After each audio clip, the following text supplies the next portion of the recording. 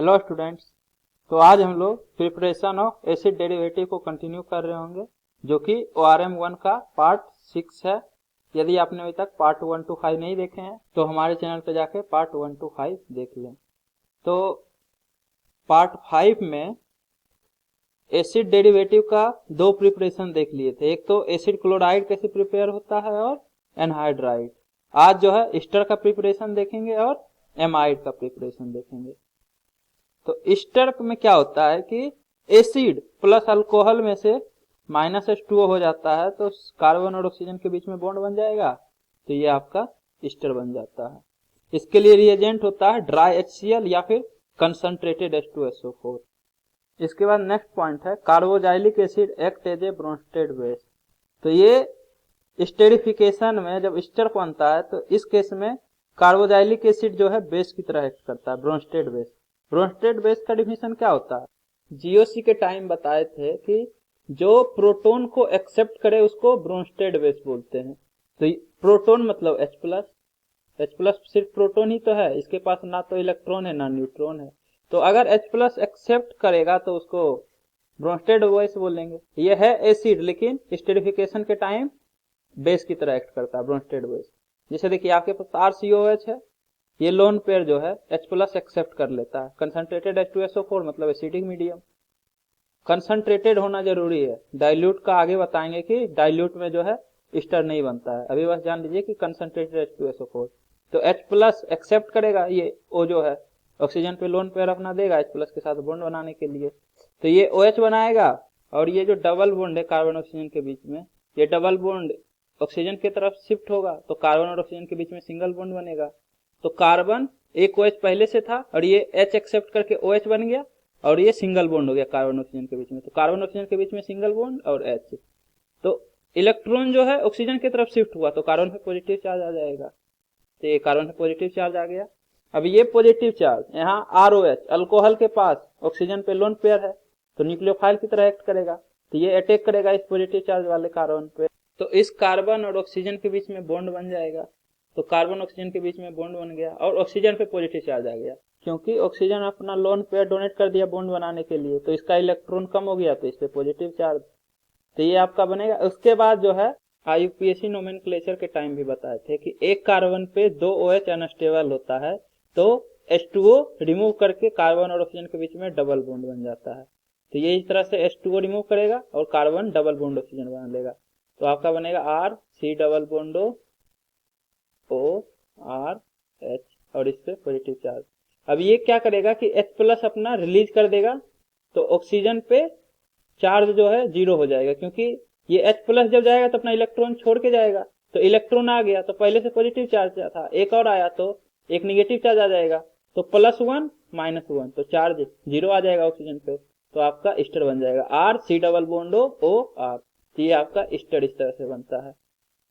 अब जो है इस रिएक्शन का ये वाला जो स्टेप है ROH का कार्बोकेटायन पे अटैक करना, ये आपका RDS स्टेप है। क्योंकि देखिए H+ जो है ब्रोंस्टेड बेस है, ये तो ये एसिड बेस रिएक्शन है। ब्रोंस्टेड बेस प्रोटोन एक्सेप्ट कर रहा है, तो एसिड बेस रिएक्शन तो सबसे फास्ट होता है, पिछले लेक्चर में ही बताया है। तो ये फास्ट होगा, तो ये स्लो रिएक्शन है। तो ये स्टेप स्लो है, तो जो स्टेप सबसे स्लो होता है उसको RDS बोलते हैं। तो ये वाला जो स्टेप हो रहा है ROH का रिएक्शन कार्बोकेटायन पे, ये आपका RDS है एस्टर में। इसके बाद नेक्स्ट पॉइंट है ester are only found in concentrated H2SO4 और HCl। तो एस्टर जो है कंसंट्रेटेड H2SO4 में ही बनेगा या फिर HCl के प्रेजेंस में बनेगा। अगर डाइल्यूट H2SO4 हो या बेसिक मीडियम हो तो उस केस में एस्टर जो है हाइड्रोलाइज कर जाता है। हाइड्रोलिसिस बताए हैं पीछे के लेक्चर में। तो डाइल्यूट NaOH में क्या होगा कि कार्बन पे पॉजिटिव चार्ज तो ये OH लेगा और ये H लेगा, तो फिर से RCOH प्लस ROH बन जाएगा। तो जहां से स्टार्ट किए थे वही बन गया RCOH प्लस ROH, मतलब एसिड प्लस अल्कोहल बन गया फिर से। तो एस्टर जो है एग्जिस्ट ही नहीं करता है बेसिक मीडियम में या डाइल्यूट H2SO4 में, इसलिए एस्टर सिर्फ कंसंट्रेटेड H2SO4 या HCl के प्रेजेंस में बनेगा। बनने का तो छोड़िए, अगर एस्टर बना हुआ है एक कंटेनर में, मान लीजिए आपके पास एस्टर पड़ा हुआ है, इसमें अगर बेस मिला दीजिएगा तो बेसिक मीडियम में NaOH के प्रेजेंस में ये फर्दर हाइड्रोलिसिस होके RCOH प्लस ROH दे देगा। तो बना हुआ एसिड जो ईस्टर जो है वो एसिड प्लस अल्कोहल में कन्वर्ट हो जा रहा है। तो एसिड प्लस अल्कोहल से ईस्टर बनने का तो बहुत दूर का बात है, जो बना हुआ रहेगा वो भी फर्दर हाइड्रोलिसिस कर जाएगा। तो इसलिए कंसंट्रेटेड H2SO4 का होना बहुत जरूरी है ईस्टर के फॉर्मेशन के लिए। इसके बाद नेक्स्ट है रेट ऑफ रिएक्शन। तो रेट जो है इनवर्सली प्रोपोर्शनल होता है हिंड्रेंस के, क्योंकि न्यूक्लियोफिलिसिटी जो है डिक्रीज कर जाता है अगर हिंड्रेंस बढ़ गया तो हिंड्रेंस बढ़ जाएगा तो न्यूक्लियोफाइल उतना अच्छा नहीं रहेगा, तो उतना अच्छा से अटैक नहीं करेगा, तो रेट घट जाएगा। तो इसलिए हिंड्रेंस के इनवर्सली प्रोपोर्शनल होता है। जितना कम हिंड्रेंस रहेगा उतना ज्यादा न्यूक्लियोफाइल का अटैक करने का टेंडेंसी रहेगा, मतलब उतना फास्टर रिएक्शन होगा, तो उतना ज्यादा रिएक्टिव रहेगा। इसके बाद सेकंड है डायरेक्टली प्रोपोर्शनल होता है, ये जो कार्बन डबल बॉन्ड है उसके पॉजिटिव चार्ज पे, मतलब इस पे जितना ज्यादा पॉजिटिव चार्ज रहेगा उतना ज्यादा न्यूक्लियोफाइल अटैक करेगा, क्योंकि जितना ज्यादा कार्बन पे पॉजिटिव चार्ज रहेगा उतना इलेक्ट्रॉन एक्सेप्ट करने का टेंडेंसी रखेगा, तो उतना ज्यादा न्यूक्लियोफाइल अटैक करेगा, तो रेट इंक्रीज कर जाएगा, उतना फास्टर रिएक्शन होगा। नेक्स्ट न्यूक्लियोफिलिसिटी, अगर ये ज्यादा इलेक्ट्रॉन रिच है तो डोनेट करने का टेंडेंसी बढ़ जाएगा, तब भी रेट आपका फास्टर हो जाएगा। जल्दी डोनेट करेगा तो ये जो स्लो स्टेप है आरडीएस वाला ये फास्ट हो जाएगा, तो रिएक्शन ओवरऑल फास्ट हो जाएगा। तो इन तीन चीजों पे रेट ऑफ रिएक्शन डिपेंड करता है एस्टेरिफिकेशन का। इसके बाद नेक्स्ट है ये RCOH plus ROH concentrated H2SO4 में ईस्टर बना लेगा। मैकेनिज्म बता ही दिए हैं।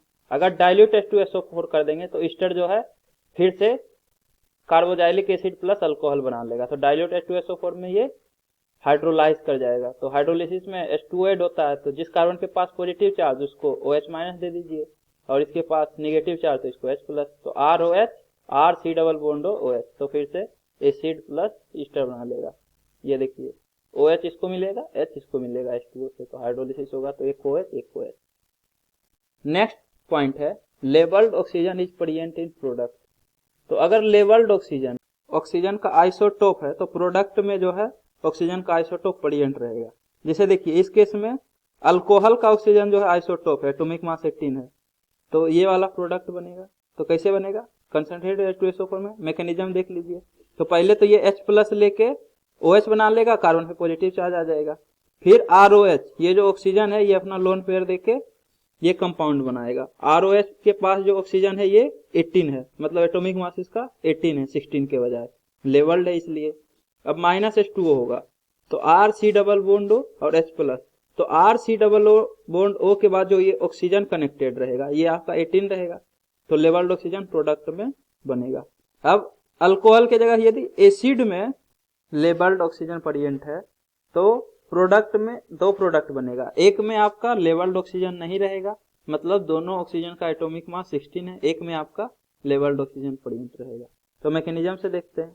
पहले ये H प्लस एक्सेप्ट करेगा, तो RCOH OH और इसे पॉजिटिव चार्ज, ये OH जो है H प्लस एक्सेप्ट किया, ये जो डबल बॉन्ड है, और एक OH में ऑक्सीजन 18 वाला है, ये बनेगा। फिर फर्दर जो है अटैक करेगा इलेक्ट्रोफाइल पे, मतलब पॉजिटिव चार्ज वाले कार्बन पे न्यूक्लियोफाइल, तो ये बनाएगा। अब H2O निकालना है, तो देखिए दो केस है, ये OH और H, इस तरह से जब H2O निकलेगा तो C डबल बॉन्ड O ये वाला बनेगा, मतलब ये लेबल्ड ऑक्सीजन नहीं रहेगा। लेकिन दूसरा केस है कि ये वाला रहे, ये इस तरह से H2O निकले, तो ये जो डबल बॉन्ड रहेगा इसमें ये 18 वाला रहेगा, तो इस केस में ये वाला 18 बनेगा। तो दोनों प्रोडक्ट इसलिए बनेगा। H2O मॉलिक्यूल रिमूव किस तरह से हो रहा है उस पर डिपेंड करेगा। अगर इस तरह से H2O बनेगा तो लेबल्ड वाला, और यदि लेबल्ड ऑक्सीजन H2O में जा रहा है H2O, तो ये जो ऑक्सीजन बच जाएगा वो आपका C डबल बॉन्ड O के साथ रहेगा, तो ये प्रोडक्ट बनेगा।